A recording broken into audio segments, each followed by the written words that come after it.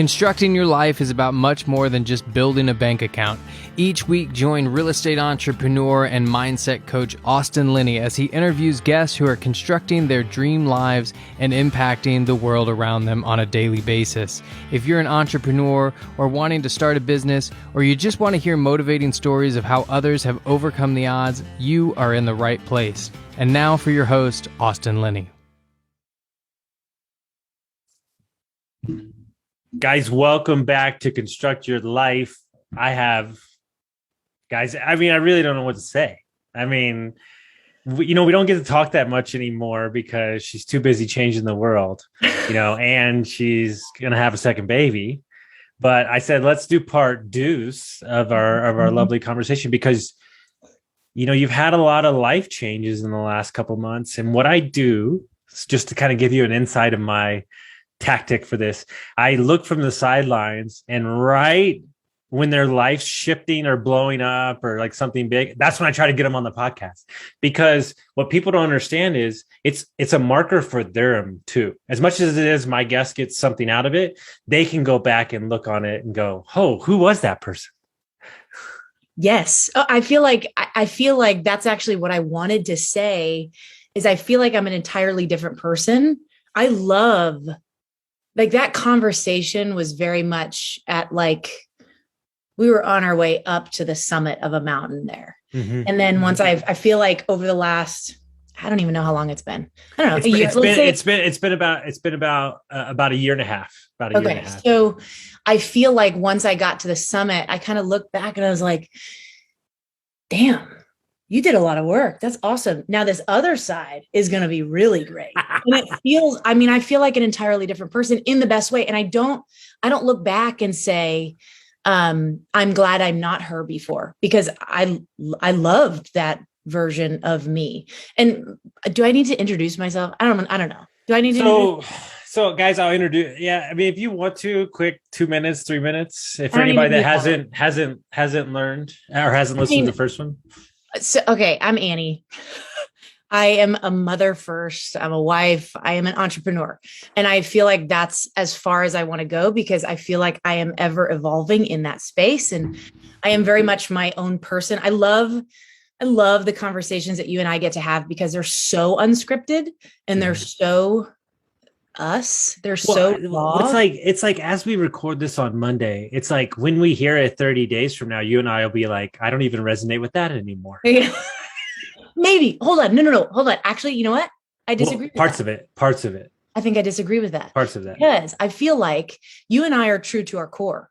There are just pieces of us on the outside. You know what somebody said to me the other day that made me this is the greatest compliment I ever got. They go, I fucking love you. They go, you are your brand. Like you bleed your fucking brand. And I'm like, yeah. That's what you want. That's Yeah. And I think that's why I say now that I am an entrepreneur, because it feels like I am Annie, and I am so proud to be Annie and who I am and what I am doing now, because there's a lot of branches of who I am that have kind of evolved and shifted. And I feel like I'm at the point now where I'm not doing shit if I don't love it. If it doesn't feel good to me, if it doesn't fit my space, I am in an entirely different rhythm of life right now. And that's what feels like, man, I feel like you're not making any excuses anymore. No, I'm really not. And I also feel like I have been saying so often, so my husband's name is Todd, if you're watching this, I've been saying to Todd so much lately, this just feels good. Like, I feel like I'm saying that so often, like, man, this feels good. Like, this feels really good. And I think I've equal parts taken pressure off of me, but also I've narrowed my vision of what I really want and how I really want life to look. And when I say motherhood has changed me, I think unfortunately, a lot of people, and here's where I could put my foot in my mouth by saying this, but a lot of women will not necessarily let it change them for the better. And I feel like it has changed me for the better in so many ways. I view the world differently. I view myself differently. I view the conversations that I have with people differently. I only let certain people into my life. I protect our bubble and our peace at all costs, but it also it's given me this excuse to completely live a different rhythm of life. And I don't know. Here's a question that I have for you. and I don't know if you feel this because you're in a different space of business that I am, but I feel like, and I like to see that it's almost like right now, or maybe before when we talked before that, there was hustle culture was like cool and popular and awesome. And I feel like there's kind of this shift that's happening that's like people are understanding how important rest is. People are understanding how important like actually living is and having conversations with people and connecting with people. And the word that comes to mind, and this is a daily work for me, permission. Ooh, yeah. It's permission. Dude, I could quit everything I'm doing right now, everything, and only work on one concept for the next 60 years. And here's the concept. As an entrepreneur, if I turn off my flame, can I turn it back on? Ooh, yeah. It's as simple as that. It's what everybody fears. They're running. They're running. You're exactly right. Because I believed with like every bit of my being that I could not. Mm-hmm. Because my fear was like, oh my God, then somebody's going to forget that I had a flame. Right. I mean, that's like, I have found like, yeah, that's exactly right. I feel like I've found this place. So here's what I'm working towards. I'm not saying it's right or bad or indifferent. I'm just saying it's mine. Okay. So I made a choice last week. I was like, a year from now, I'm going to create the schedule I really want the way I want it. And then I thought to myself, like a client pissed me off for the last time and I lost a shitload of money because I fired him because he wouldn't show up, like a lot of money. And I go, you know what? No, I'm going to create it right fucking now. And so last week, I made a promise to myself that no longer I will take a meeting or a podcast on Thursday or Fridays. I don't care. I don't care if the world's burning down. And guess what? On Monday, Tuesday, Wednesday, Austin's a different human. Like today, I'm going 5 a.m. to 7 o'clock at night. On Wednesday, same thing. But guess what? Thursday or Friday, whatever I want. But that it subconsciously tells yourself that your time, your energy, your everything is valuable to you. You know what this girl told me that we interviewed last week? She goes, somebody's behavior towards you, whether it be in DMs, conversation, or a text or a call, has nothing to do with your personal value. Oh, yeah. No, but think about that, right? Because a guy DM'd her and her first thought was like, what an asshole, right? And then she goes, well, hold on. That's judgment. That's not good either. And then it goes, wait, I have nothing to do. And so I think personally, and this is, maybe it's my personality. I think there's two versions of me. I think there is way off, which is vacation, hike Austin. And then there's hyper aggressive, right? But I had a mentor tell me 2 years ago, when you can live on both sides of that human, that's when you've created pure power. When you can do I think that there's the ultimate is when you can find like the middle ground of that, right? And then there's too many extremes. No, that's it. You know what though? Here's the cool thing though. Here's how I think it's so cool because we're different. Everybody's different. And I respect that of you because you shouldn't change because that is what makes you you. Mm-hmm. Well, you know what I tell everybody, and this is my joke, and it's true because I have clients in New York who are straight up Jersey. And, and I got clients who are in Canada who are pretty chill and they're whatever, if I go into New York, when I go meet them in person and I show any ounce of weakness, they'll eat me alive. Oh, yeah. They'll eat me alive. Yeah. So it's pure, unadulterated. I almost have an intentional conversation with myself. You are a fucking metal eating fucking machine that just rolls in there. And you know what? They eat it up. They love it. But that's what they need because that's the environment that they live in every day. If they don't, then they'll get sucked up by the machine. Right. Now, that being said, I infiltrate their community to show them there's a different way of life. It's like I'm a heat-seeking missile that's trying to like get them to realize, right? Because I think what I think is very interesting about your journey is that, fitness was a large part of your life for a really long time, Beachbody. And there's so many requirements, let's call them requirements or expectations. And so for you, this is funny because I'm going through the same thing right now and I'm very interested to hear your thing. For you not to post about you working out every day, how is that? Feels really good. I actually talked about that on my stories this morning. It feels really good. It feels like I'm like keeping this like sacred little part of my life to myself. And it's like, I kind of get this control back that it's like, I did it, but you didn't know. It's a very strange thing. It's a very funny thing. So hold on. I have something to say to what you just said. And this is like, I think one of the coolest things about our friendship is that we have this mutual respect for each other, that we can be like, nope, I disagree, but like we can truly agree to disagree. Right. And so here's what I have to say about a really interesting thing that like just came up in me. I, for as long as I can remember, have been a people pleaser, or and the term that came to my mind that I was just thinking about when you said that about working with your different clients is I was a chameleon, and I'm a really good chameleon. I mean, I can fit into almost any space. And what I've found recently for myself, I've gotten to the point now where like Annie is Annie.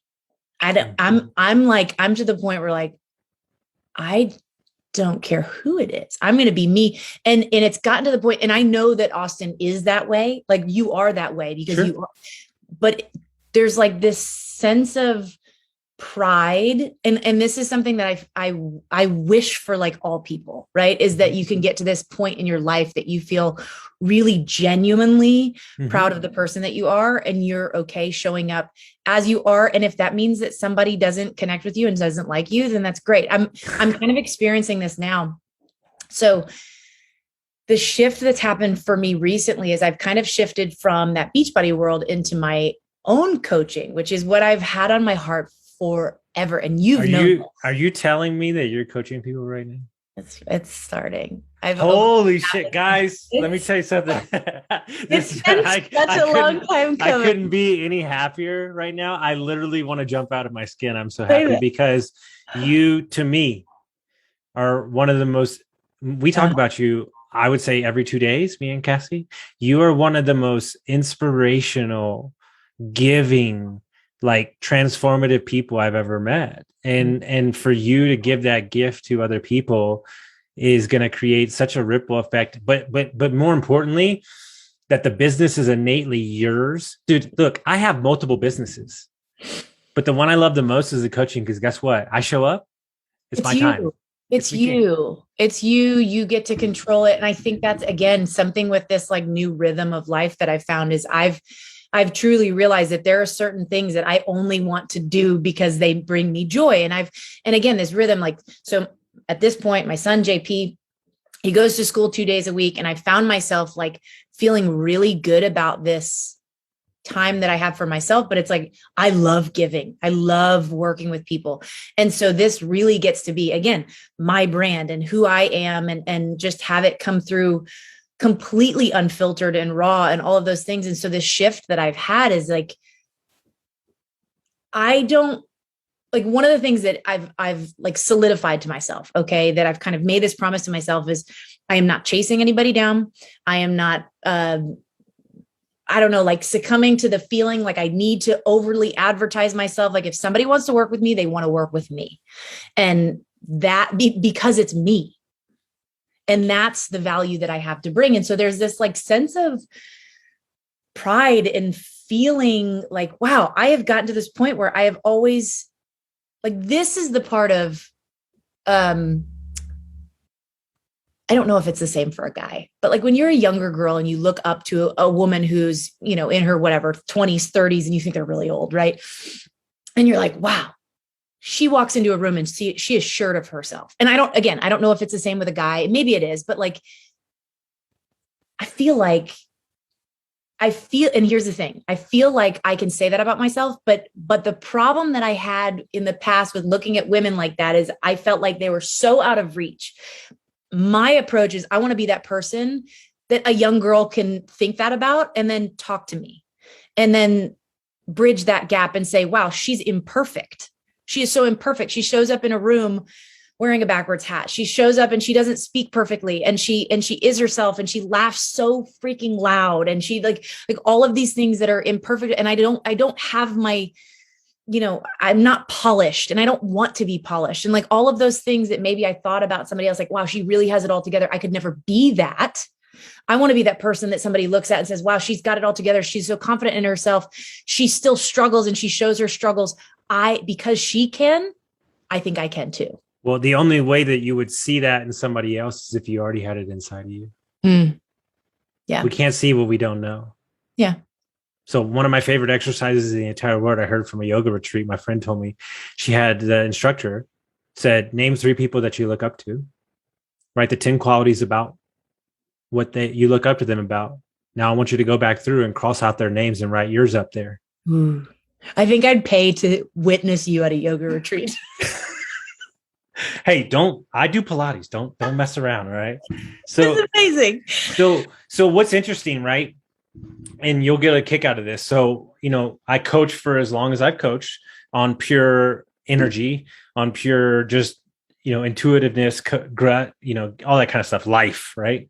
Well, I'm in the process of now I'm in my 5th week of a 12-week coaching certification with a group of very successful coaches who have been language and word experts for 14 years. And we do the group coaching. Huh? Yes, but no, but he's skilled in all of them. Okay. I want to talk about this after. We'll talk about this after. Master, right? So his thing is story work and language. Like he loves to study language and like words, and you can't even text him. Like if you're texting him, like it feels like you're texting the CIA. Like he's not going to pull you apart. Yeah, he's going to destroy you.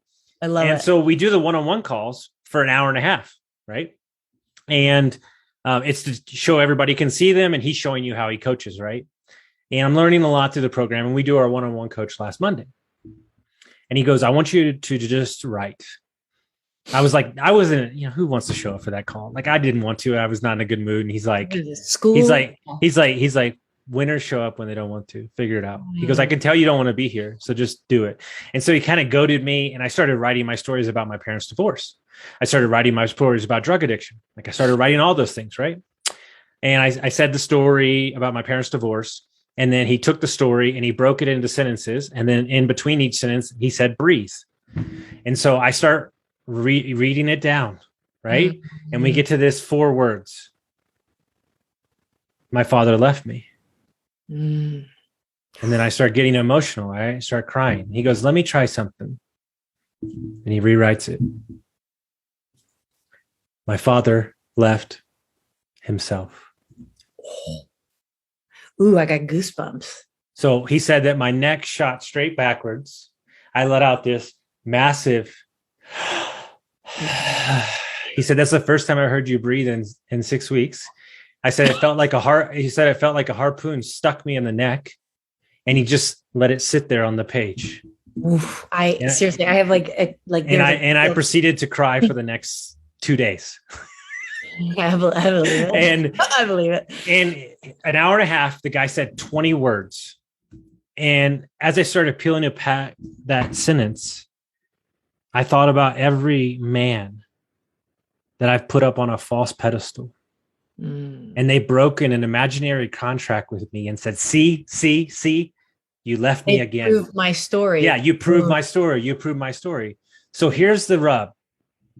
25 years of drug addiction, alcoholism, divorce, lost money in business, mean as fuck, losing jobs, came down to 4 You know what, words. though? Here's the thing, Austin, is that there are not a lot of people that are willing to do the work like you're doing. I mean, you have literally been putting in the work for yourself for like 8 years. I'm talking like 8. Well, how long has it been? No. It's been about 3 years. About 3 years. Is it? It's been longer. It might be a little less, to be honest with you. Yeah.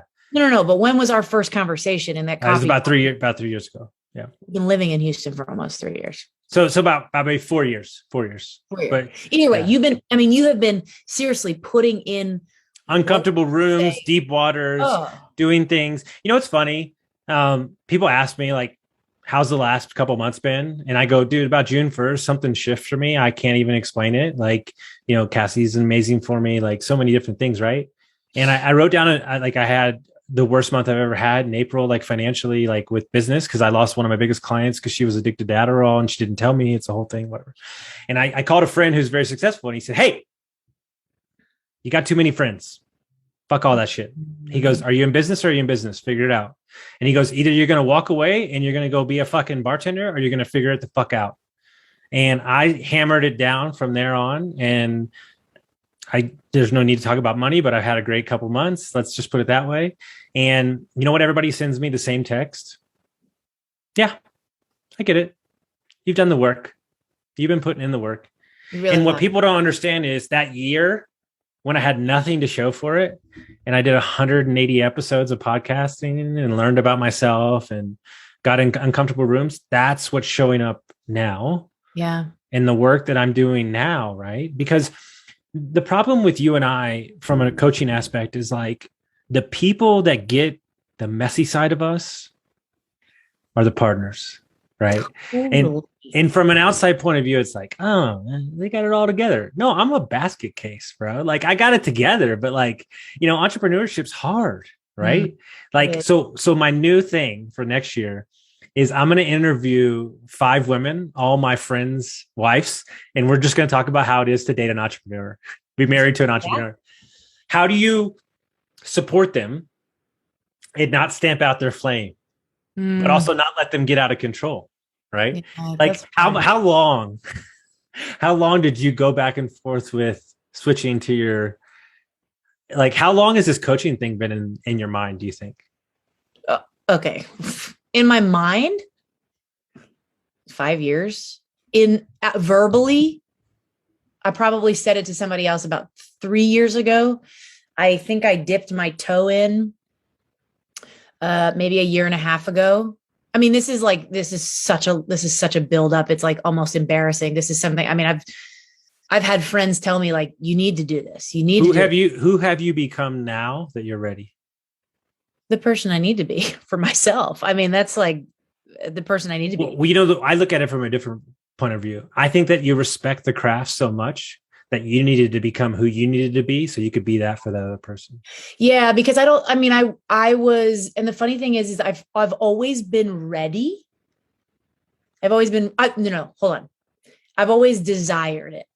I haven't always been ready. Maybe that's the right way to say it. Like I've always felt this call on my heart and this pull to do something and to work with people. And I've done it in certain ways, but now it's like, no, but I want to dive deep. Like I want to, I found myself doing these group calls, which was awesome. But then I found myself getting like, I would talk to many and then I would get off the call and I'd be like, but I wanted to know how it connected with Susie. I want to know how it connected with, Sarah or Alexa, or like, I wanted to know what she thought and how I can do this better for her next time. And then, but it was like, but if I tried to do that with 25 people all at once, it was messy. And so it was like, I feel like like so many things in my life have really narrowed and gone deeper as opposed to spread out and gone wider.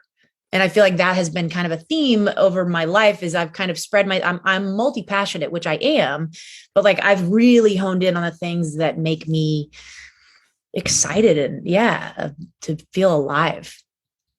And I think that, I interviewed this woman the other day who's been in the business 14 years from coaching. She didn't take money for the first 8 years. Like she just like worked workshops, that's on her. Yeah, she's very talented.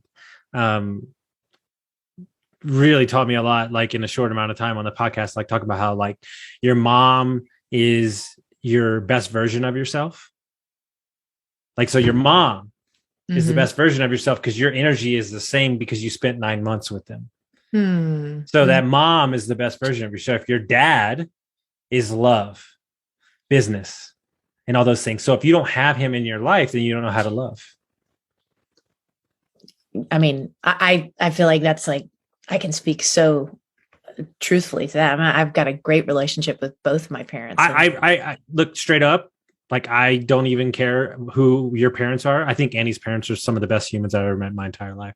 They are just, I mean, talk about make you feel good, right? And that shows up in who you are as a person, and it shows up in JP. You can see the look on his face. Yeah. Like, you know what's funny? I texted you that, and I mean it wholeheartedly. And me and Todd have talked from time to time, but nothing like, at length. Yeah. That man, that's a man. Yeah. Like, cause I know like it's hard these days because you don't know what they look like. That's a fucking man. Like, that man just wants nothing more than to see his wife shine in her gifts. Yeah. Like that support has to be like next level. It hasn't always been this way. He's always supported me as an individual. But business side of things, it's been that would be worth an interview, like, right. To support the entrepreneur who, well, I mean, you're hard. You're hard. You're hard. Yeah. Like, you're hard. Like, no bullshit. Like, I can handle you because, like, this is what I do all day. But, like, from an aspect of, like, because when you're passionate, like you said, the mood shifts on a weekly and daily basis. Totally. Yeah.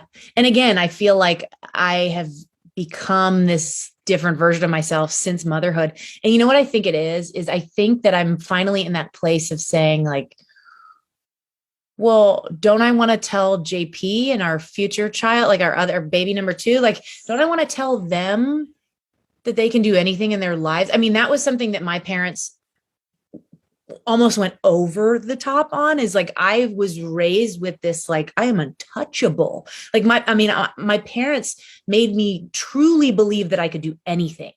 And that is something that was like such a gift. But in the same way, I was like, well, wait a minute, what does anything mean? Like, okay, you have so much potential. Oh, I hate that P word. That is something that I've heard. It makes me sick to my stomach to think about. You have so much potential. You have so much potential. And that's how it kind of got. But here's the thing, like, I understand why they did that. But there's part of me that's like, okay, but I need JP to see his mother going after it. Like, I need JP to watch me set boundaries and do these things and go for my dreams and talk about them, because I want him to be able to do that also. I just had this conversation with a buddy's wife. If you are not, she actually said this to me the other day too.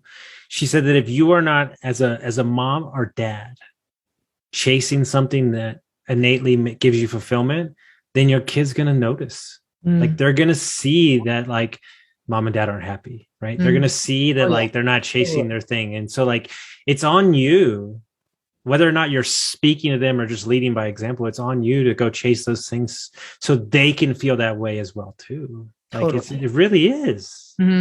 Totally. Yeah. Yeah. Yes. Okay. So as a coach, what is the first step, right? There's a lot of moms out there. There's a lot of women out there that are in business who are trying to juggle everything and be everything for everybody. What's the first step to, like, getting back control of your kind of your shit? Like, where do you start? You got to get quiet. You got to like quiet your mind. You got to quiet your world. You got to remove things from it. You got to prune a lot of things in order to really understand what it is that you want. Something that I've had, like, the repeated conversation that I've been having with a lot of people who have like applied to work with me, is the conversation or the questions that I'm asking are like, do you feel like your life is actually what you portray it to be on social media? Like, that is a huge, oh my God, that is like, maybe like a pillar. I don't know the right word to say, but like, that is a huge thing for me. Is I have never wanted to try to show that I was something that I wasn't, or act a certain, I mean, like, I am this way when we're in person. I am this way on my story. Like, she breastfed on my last podcast. She is what she is, bro. And I love that about again you. In another year, I'll probably do that again. Like, it's so important to me to be like genuinely consistent as like with who you are as a person. Gosh, I think what's the first step is the question. Like, what's the first step to being able to do that? I really just think pruning things in your life. Like, I think that women are just trying to do too much. I like, hands down, trying to do too much. I think there needs to be a conversation that I had with Todd many times when JP was really little, was like, hey, I need you to understand that I may be home, but I am also, I may be home with a tiny baby, but I am also working. I am also doing all these things. So you know what? A couple of days of the week, I'm going to need you to just understand that the laundry isn't going to get done. I'm going to need you to understand that the sink is going to be full of dishes. And then there's part of me that's like having that conversation and kind of establishing that and realizing that, it's not always my duty. Like, he can step in there too and help, but like having that conversation of like, here's the boundaries of it, and not feeling like I need to do it all. there's that whole metaphor of like when you juggle rubber balls and there's one glass ball and that's the one that you can't drop. Like some of these things have to drop. And sometimes you also need to pick things up in order to like fill your life. Like maybe that's having a conversation or a cup of coffee with a girlfriend instead of taking the time to do the laundry. Like I really, truly believe, especially in motherhood, and this isn't something that I anticipate you to understand, but there's so much of motherhood that can feel very lonely and isolating. And that to me is something that I thankfully haven't allowed myself to get to, because I realize how important connection is. And so I've gone like overboard on making sure I connect with people and meeting people and moms, like other moms, and meeting new, and so that's understanding that, knowing that that's what fills my cup is connecting with other people. I was like, okay, I need to do more of this. I need to read more personal development. I need to do these things. And you know what? If the laundry is still piled up, at least I feel like a whole human. Mm-hmm. Oh, 100%. I think. So go ahead. This is going to be like a big conversation topic. This has probably been the theme of my life for several years now. Before I got pregnant, or maybe right when I got pregnant with JP, is and I said this to Todd this morning, like I have continuously said to myself or asked myself or told other people, just because it's common doesn't mean it's normal. Mm-hmm. And this applies to, I feel like, so many things. Like just because somebody is experiencing postpartum anxiety, I'm just using that as like an example because I experienced it myself. Just because it's common doesn't mean it's normal. Like there's so many things about life in general that I feel like we just kind of get swept up in the tidal wave or get like swept up with life. And we're like, oh, but everybody feels that way. So, oh, well, it's like, but hold on. Just because somebody has been addicted to drugs and because their parents have been divorced and because they've gone through so much shit in their life, you've said, okay, that might be common to be the person that I am, or to be angry, or to have all of these feelings. That doesn't mean it's normal. So let me dive into my own life and take ownership, like holy, like title this shit, like taking ownership of your life. Don't do that, because there's so many books out there that are about it. That's huge, to take ownership of your life and to say, I don't have to feel this way. Like new motherhood for me, it didn't have to feel this way. Being pregnant didn't have to feel this. Like there's so many things that life, we just, and it comes also generationally. Mm-hmm. Again, I don't know if I can speak, especially as a woman. Like there's so many things that we just accept as life or as norm because we've heard other women experience these things. And we're like, well, I guess that's just how it has to be. I guess marriage just has to be this way. I guess dating just has to be this way. I guess my job just has to be miserable, or, all these things. Like, well, no, no, it doesn't. And you don't have to allow it to be that way. But you also have to put in the work to do the deep diving, to get uncomfortable, like you said, to put yourself in those uncomfortable rooms and situations and conversations to say, what does it look like for me? You don't have to be another statistic. You don't have to be another story. You don't have to be another broken case. If you don't want to be. Choice. Yeah. People are grumpy as fuck, walking around, bitching and moaning like they don't have a choice. Mm. You don't have to eat good. You don't have to work out. You don't have to be happy. You don't have to scale your business. You don't have to do any of those things. You don't even have to drink water. You could fucking die. But it's all a fucking choice. It is. Boy, when you said that, I mean, just how simple is that, right? How simple is it to say, I am happy? Do you have any idea how many people really are not happy? I'll do you one. I'll do you one better. 95%, but I'll do you one better. Here's my favorite quote. Here's my favorite question I ask every single one of my clients. Not one is answered yes. Not one has answered yes. Are you successful? Ooh. No. You know what? You want to know why? But wait, couldn't I make a point that I got sober? I've lost 70 pounds.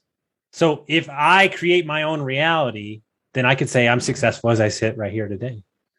That's a conversation that Todd and I have. If we've ever argued about something, it is the fact that I am like let's celebrate getting up today. Let's celebrate having an awesome cup of coffee. Let's celebrate. And he's like, well, we haven't done anything. So, okay. If you know Mel Robbins, right? Yeah. Okay. So her new book, The High Five Habit. I just got, somebody said, you please read it. They just sent it to me this morning. So funny that you're talking about it. Yeah. I mean, I think I finished that. By the way, a guy that I would think that wouldn't send me that book sent me it. Awesome. So I think it's really funny that I'm talking to you and you bring it up today. That's awesome. I mean, that's not a coincidence, right? I mean, that's not a coincidence. But one of the biggest takeaways that I feel like applies to, 95% of the people is the thing that people struggle with most about the idea of giving yourself a high five. Please look it up. If you're watching this, please look up Mel Robbins. Please look up The High Five Habit. Her 2 books, that and the 5-second rule, have that 5-second rule probably radically shifted my life, however many years ago that I listened to it. But the thing that people struggle with is that they don't feel like they're worthy of giving themselves a high five unless they've done something, like something significant, or to make them feel successful. And it's like, no. The idea is that you give yourself the high five because, dude, you know what? You know what's interesting? I'll just use it simple context. I have a new client, right? I have a new client. He's an overthinker like you've never met before in your life, right? And he said, hey, I'm really not good at small talk. And I was like, okay. I was like, name me 3 things without thinking. I was like, name me 3 things that you could talk about.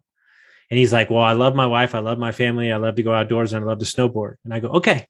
Yeah, 7.7 billion people could never relate with that. And he goes, fair enough, you win. I'm out. And I was like, that's it. Yeah. This is another daily thing for me. And I could die and still be working on this. I was just talking about this with a client. I have not, to this day, given myself any celebration for getting sober, because I was so done with that life, right? But when I look back on it and I go, dude, you were drinking every day for 8 years. There's a big fucking thing. But here's the difference. And this is really important. My coach just said this morning. I no longer want to be associated or labeled as somebody in recovery. I have recovered. I meet people that have been sober for 20 years that still say, oh, I'm in recovery, blah, blah, blah, blah, blah. It is part of my story. It doesn't define me. Well, here's the thing, though, Austin, is that you're not like most people recovering or who have recovered, because most people will go to or seek. I mean, you're like this ridiculous bullheaded creature that went through a brick wall in order to stop. That's how you live life. You know what? I call it the Austin straitjacket theory. What you do is you put me in a straitjacket and I wrestle until I just exhaust myself. that's what I do. That's you. That's you. But the thing is, though, is that most people think about the common person who is going through alcohol addiction. What do? They go to AA. They go to these meetings. They get tokens. So they do celebrate. You skip that part. They sell. It's like it's necessary to celebrate those things. And you skip that part because you were like, who needs to celebrate? I don't need to celebrate myself. I'm just doing it. Well, the way I describe it is as simple as this. And I don't, she made it very clear that she preferred that I keep her mouth off the podcast. So I won't mention any names, but right after I got divorced, I got a coach, this corporate coach who offered to help me because I was learning about coaching, and he was very corporate and it was kind of awkward. It was like this, I don't know. I'll leave that for another time, but it was but I basically told him, I said, you got to understand that I don't want anybody to tell me what to do right now. I don't give a fuck if you're my mother or my dad. I feel like I'm a fucking lion hasn't been fed in 36 years. And I'm out of the cage with a clear head, and I'm sober and I've lost weight, and I just want to go out and change the fucking world. And if you get in my way, I'm going to run you the fuck over right. Dude, now blinked in 5 minutes. But hear me out. the way that this came in my head is before I got sober. I was so sick of all the negativity around me. Like I really was, like just everybody just whining and bitching and moaning. And I said, here's the rule. I'm a speeding train of positivity. Either get on the train or get out of the way. I don't care if you're my father, my mother. And that's how I got, I'm not saying it's right, but that's how I got the train back on the tracks. And now over time, I have dialed it down. As I tell everybody, I have different speeds. Like I can move up, go quick. And I'm tapping into more of the feminine side of me and kind of like the loving side of me. But that was for me. That's what I needed to do. I didn't say it was right. That's why I didn't talk about it forever, because my way was my way. Mm-hmm. Right. And, and here's the thing. I could say the same thing towards you. If I really wanted to pressure you, I think you should have been coaching 2 years ago. Mm-hmm. But I realized after enough conversations that I just needed to get out of the way and let you come to the conclusion on yourself. And then it was 100% yours. Yeah. Right. And I think that's the difference between, what's interesting, and we'll see how this resonates with you. So once again, the group coaching thing, these guys are really smart and really good at what they do. They said your need as a coach for your clients to be successful is still victimhood. Interesting. I am going to base responsible if they're not. I am going to base my emotions 100% on whether or not my clients are successful. That's you still riding the white horse trying to save the day because you couldn't save somebody in your life close to you. Wow. That's really interesting. So I feel like one of the things that I've needed, and even as a kid growing up, is like I needed to be shown how to do something, do it with me, and then let me do it. It's kind of the teach a man to fish. I just had this conversation with a girlfriend. I basically reached out to her and was like, hey, you're a successful coach. Tell me the structure that you base your coaching around. And because I came at her with like, here's how I wanted to do it. And she goes, you're going to hold their hand too much because that's how I feel.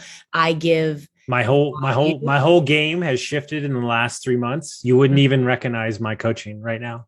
It feels so, I call it the bull in the matador. Yeah. I was the matador and I just wanted to fucking stand. Come on, come with me. And now it's like, and there's so much calmness from that. Mm-hmm. Like, that's where she's saying too, like, you're not like, going to chase them. Like, cause it's a lot of energy.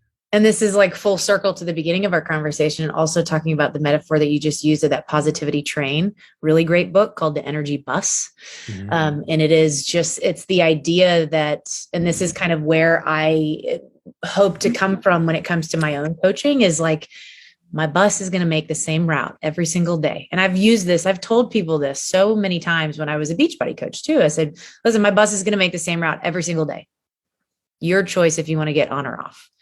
And know that it's going to be there and it's going to be consistent and it's going to be there for you, but you have to buy the ticket. You have to come on and just know, like, I'm never going to turn you away, but you have to want to do it when it's your time. That's so good. That's so good. So guys, I don't care if we do 20 of these interviews. I will share the story every fucking time. And I'm going to do it right now. And she might cry. So she's going to do what she's going to do. But listen, she will never take credit for this. And I respect her for that, because you are right on some points, right? That I did do the work myself. But I'm going to tell the story of right time, right place, whatever you want to call it. But I'm going to tell you the story, what happened to me and why this woman holds the highest regard for me, and all the impact that I get to create in this world, and all the coaching clients that I've had, and all the lives in when your coaching is going good, when the wives are texting you, that's when shit's going good. Hey, thank you. Like, your shit's, you're like, it's good. Mm-hmm. So I was living in Alamo Heights in San Antonio, and I was drinking a lot per usual, working a bunch, and me and Annie had worked together. She was bartending. She had just moved to San Antonio. I was very angry at the time, a lot. Most of the time, really wanted to get out of waiting tables for the last 6 years of doing that, but I was still doing it, really unhappy with my life. And I saw on Instagram that Annie was at a coffee shop around the corner. And I said, what would happen if I just stopped in and said hello, And so I surprised her, and that proceeded to be like some north of a 2-hour conversation. And she said, you said something to me and I've shared it with every one of my coaching clients that changed my entire life.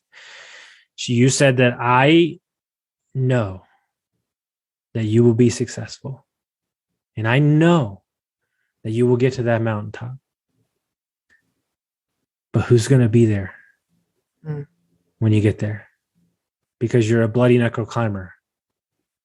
You're gonna destroy, you're gonna tear up, you're gonna beat up, you're gonna fuck up every close relationship, you're gonna drink, you're gonna abuse yourself because you're trying to prove a point. And she goes, there's gotta be a better way. You're so angry.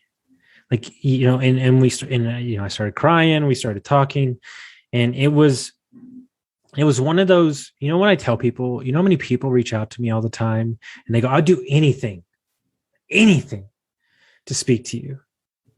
Okay, great. Schedule the meeting. You know what they do? They don't show up. I've had it happen so many times.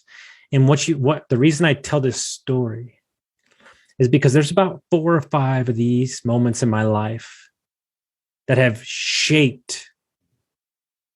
I mean, when this is all said and done and I walk off this earth, that conversation already has the impact to millions of people. So how you win in this world? You show the fuck up. Mm-hmm. And when I feel like she needs that little boost, I send her those texts. Mm-hmm. Because I know I did the work, but this world's a mirror, and you showed me parts of myself that I didn't like, and I decided on that fucking day to do something about it. And all my coaching clients have you to thank. It's very kind. It all boils down to being compassionate, really, towards another person and listening. I mean, that's so important. That's all I did for you that day was I listened in order to speak back. I didn't try to. You also weren't scared of me either. Yeah. Like Cassie said, like a lot of people are intimidated by me. Yeah, you're right. Actually, I think that's a really interesting thing to say. It's kind of like I was willing to put my hand in the cage with the hungry lion and say, what? My favorite my favorite fucking quote is, be careful when you're taming wild animals that you don't forget that they're wild animals. Mm-hmm. Yeah. But also you needed to be wild in that moment. You needed to be let wild, but also to have someone say, hey, let's hold a mirror up and to let it's okay to have emotions. You're okay you're safe here. You're safe to have this conversation. And I think that's a really invaluable friendship to have. Right. And it's funny because I remember the first time meeting you, and again, you're at the bar, red in the face, eyes wider than saucers. And it was like, who the hell is this? Are you ready for this? Because I'm really getting dangerous on this podcast. Guess who I'm interviewing on Wednesday? Oh, who? My fucking mom. No way. Yes, she's going to tell all the stories. She's going to have a bottle of wine. She's going to let it go, dude. All the stories of me. That is going to be pure gold. That's going to be amazing. Whoa, that's going to be good. I can't wait to listen to that. He's got so many good stories. What I want to do? This is what I want to do. Even though your crew's a little different than mine, but I can change speeds. My goal, I have a new goal. I want you and I to do a weekend workshop together. That'd be awesome. That'd be so good. That'd be so guys, I'm telling you right now, one of my big dreams is to create a coaching company where we can have a mix of coaches with all different skill sets, that we can find the perfect coach for you. And it's like, I can't like this world is a better place with you stepping into this foray. So I'm so excited to see what this does to you, because what people don't understand is this is kind of my own free therapy too. Like being able to help people, you're kind of like, well, that sounds like me. I need to get my shit together. You know, it's kind of like, you're always like, you know, it's very interesting stuff. So are you excited? What is the thing that scares you the most?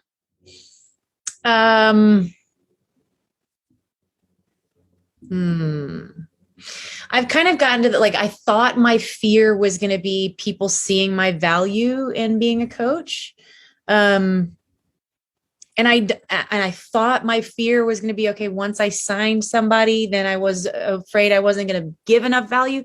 And I think I've kind of knocked those two out in a strange way. I feel very confident in my self and what I bring to other people. I don't know. I think it's kind of the idea of like when you're a little kid and you send out invites to your birthday party and you're like, I know this is going to be awesome. I know this is going to be so fun, but what if nobody shows up? I'm going to still have fun anyways. I'm going to still party. I'm going to eat my damn cake and I'm going to have a great time. I don't even like cake, but like you're like, okay, I think that's the stance I need to take. My coach solved that real quick for me with one comment. Mm-hmm. He said, you never have to worry about getting coaching clients because you only coach what you've been through. Yeah. And so the moment I see them, I'm like, oh, victimhood. Got it. Done. I bathed in that for 20 years. Done.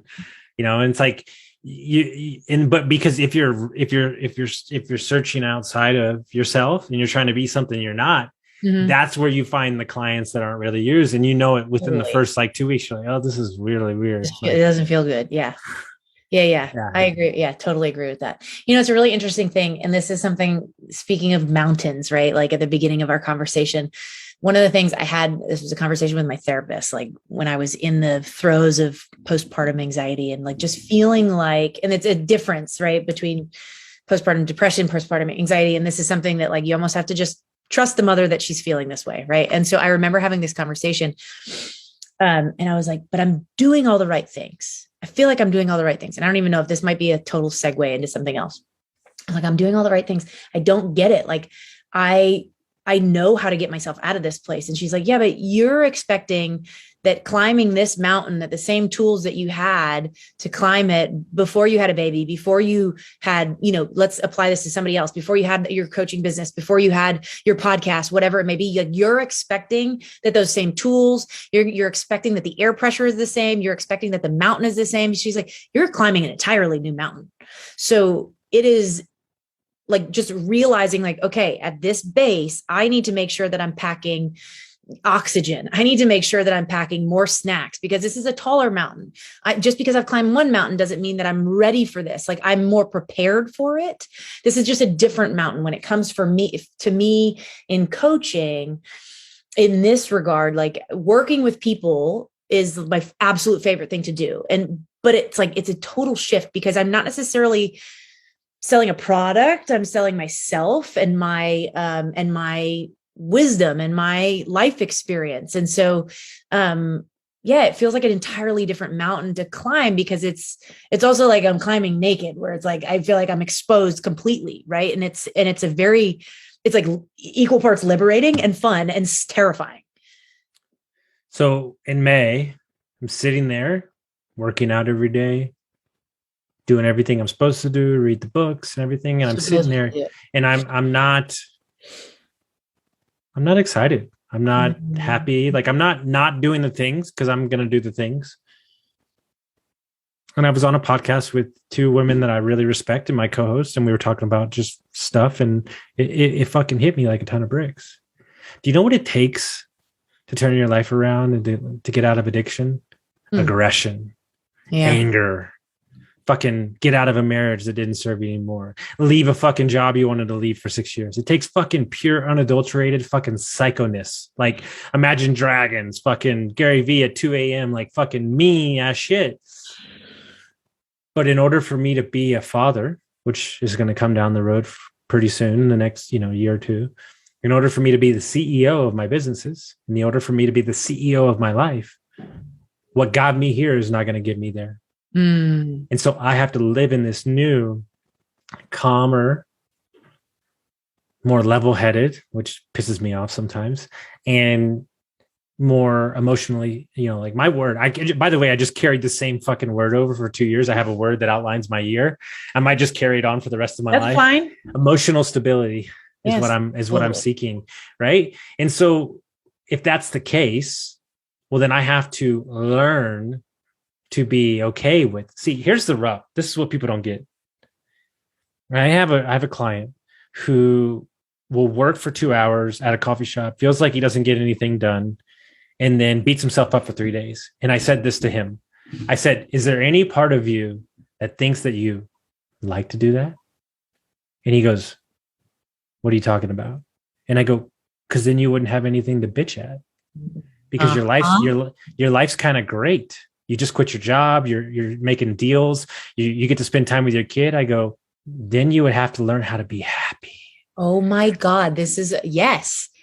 Here's the deal. Toxicity of toxicity is easier than success. Success is scary as fuck because you got to maintain it. That's a whole different animal. That's like a mic drop moment, because this is a conversation that I've had time and time again. It's like there are certain people that need disruption because it avoids. Yeah. Again, is anyone? Oh my God, I'm happy. Business is good. Oh my God, I've had the best month I've ever had. How do I keep this up? Or this is the Brene Brown says foreboding joy. By the way, just finished your book. Oh my God. Which one did you read? Dare to Lead. Oh, yeah, so good. Oh my God. She's awesome. But like her thing is foreboding joy is when you say, when's the next shoe going to drop? Like, when is something going to go wrong, rather than actually enjoying that moment? You know what Ed Milet said in our mastermind? He said, I think that people have it twisted. If you are in the pursuit of happiness, you will never find it. But if you embody joy, you can live it every day. Sure. He's also one that talks about blissful dissatisfaction. Yeah. I love that. No, see, what you have to understand is the moment that I got a refi on my property and my credit score went up 200 points and I paid off all my debt, it was the worst month of my life. And everybody goes, what the fuck are you talking about? I go, because I only know how to live with my back up against the wall. God. Oh, what? You're not alone on that, though. That's the problem. Mm-hmm. Dude, because you start like, hey, dude, here's the thing. Money's coming from over here. Money's coming from over there. You know what's crazy about like something will go, whatever. I'll lose a client or somebody decides to, like, I think the other week I lost $60,000 like in 1 week, on like committed clients, and then they disappeared, right? Typical Austin would lose his fucking mind. I was like, hey, all right, I'm just going to keep doing what I do, work on my process. What do you know? Sign a client. When something leaves your space, there's two things that always find a space: money and time. And if you don't have a place for them, they'll get gobbled up real quick. And so when you start winning, you're sitting there and in the back of your mind, it's like, when's it going to happen? When?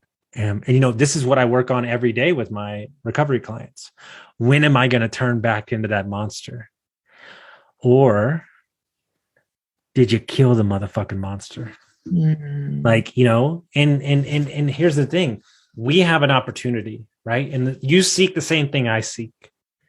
If you are the best version of yourself at every day. My favorite thing that Ed Milet says, you can put away everything else he says. He goes, this is the way I view it. This is my favorite. Yeah. He goes, when I show up at the pearly gates and God's standing next to the best version of me, he wants to look at me dead in the eye and go, good game, motherfucker. Like, are we twins or are we strangers? Yeah. Are we twins or are we strangers? Because if you shift from a growth mindset to a fixed mindset, then imperfections and understand that perfectionism is only you trying to know enough or do just enough so people don't realize how close you are to falling apart. That's so good. Yeah. Yeah. I'm going to learn about everything so nobody can call me out on my bullshit. That's why they call me the rhino. I'm going to be louder than everybody else. I'm going to be in the room so nobody calls to understand that I am weaker than shit underneath. And if you tap that armor, if you just blow on it in the right way, and that's what you did to me. I think that's exactly what I was going to say. I think I saw through. I wouldn't even call it bullshit. Like I saw through you, and I was like, ooh, he's not pretending, but like, oh, he's putting up his armor for something, because his deep down, he just needs a hug. Like, because you know what I tell everybody, and this is a perfect example of just entrepreneurship. You don't have a business problem. Business problems don't exist. You have a personal problem that's wrapped up in a business problem. Totally. If your sales are off, it's because you're not communicating properly. If your staff's upset, it's because you need to learn how to communicate better. So understand that you are only as great as you personal development. You're only as great as you work on yourself. And if you don't invest in yourself, you start making some money and you start saying, I'm good. I used to, God, I wish you could have a talk with my coach, because he would love it. I would take from him, and then I would go out and I would run 170 miles an hour until I ran into the next brick wall, and I would go, all right, I need help again. I'm like, I'm good. That's what everybody does. I'm good. And then you're like, oh shit, I don't. And so it's this consistency thing. Right. And I try to tell everybody all the time. People ask me all the time, they see my stories. They ask one question. They ask the wrong question. They ask, what time do you go to bed? Wrong fucking question. All around wrong question. What you need to ask yourself is this question to me. What drives you so deep? What burns in your core so bright that you can get up that early with that much purpose every fucking day? That's the question that you should be asking. So what in can your you answer that? I can. I will walk off this fucking earth having helped as many human beings as possible be the best version of themselves. It's good. Nothing more. I am coaching the checkout attendant at the grocery store. Like, I'm like, hey, how are you doing? Like, you doing good? Life's good? And like, you kind of catch that quiver, and they're like, well, actually, no. And I'm like, you know what? I tell you a story that you of all people will really get it and realize that I found my purpose. This sums it up and puts a bow on it. I have I'm gonna cry. I have a coaching client who's an ER nurse in San Francisco for 10 years, wants to get into Airbnbs. So we're coaching. And he said the last 5 years, he's been like, they get a lot of homeless people and a lot of drug addicts, alcoholics in the ER in San Francisco. And he's been very curt with them. He's been very mean to them almost, right? It's part of the job. And he told me that ever since I've been coaching him, he has compassion. And he says to them, I've seen the other side. It's my coach. I promise it's better. And when he told me that, I was like, oh my God. Like, that's not even why he signed up for coaching. But what if one of those people goes and becomes a father and their kid, and it's like, that's success. Yes. That is success in coaching. That is success as an ER nurse. That is success in general. It's not the dollars. It's not the status. It's changing people's lives. It's touching them. It's actually hearing them. It's caring about them. It's showing compassion. That's it. That's success right there. Well, I am beyond excited to see you continue to coach, to have this. We have a number. We already worried about number 3, baby. Or are we just going to try to get through number 2? Oh, this one, we're going to name this one Juan and done. One and done. We're good. One more, no more. That's what it is. One more, no more. Yeah, no. So if people want to follow you, they want to follow your journey. How would they do that? So I say I live on Instagram. That's where I love to be. My Facebook is private, so you don't even try to find me there. That's like just family and friends only. My Instagram is actually private. Interestingly enough, I've recently done that, and that's just something that's felt really cool to me. I feel like I've taken control of my life back. But just Annie_Grassi, Grassi. That's where I am on Instagram, and then you can find me there, follow me there. And then email, DM me, whatever you want to do. I love talking to people. I love it. I absolutely love it. I feel like I have the greatest community of people who hang out with me in my stories and just feel very invested in our life here. And I feel like I have some of the coolest people that I've gotten to surround myself with in the internet. And I feel really cool to have, or not cool. I feel really like special to have this cool corner of the internet with really loving and caring and awesome people. I love it. Guys, if you like this episode, send it out to your friends, share it with somebody that'll get some value, and we'll see you next time.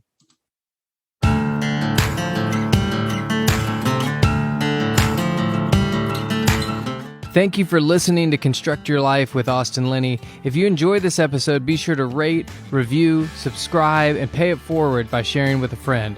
Most importantly, take this opportunity to start constructing your life by taking immediate action on what you learned. For show notes, resources, and more information on one-on-one coaching with Austin, visit constructyourlifepodcast.com.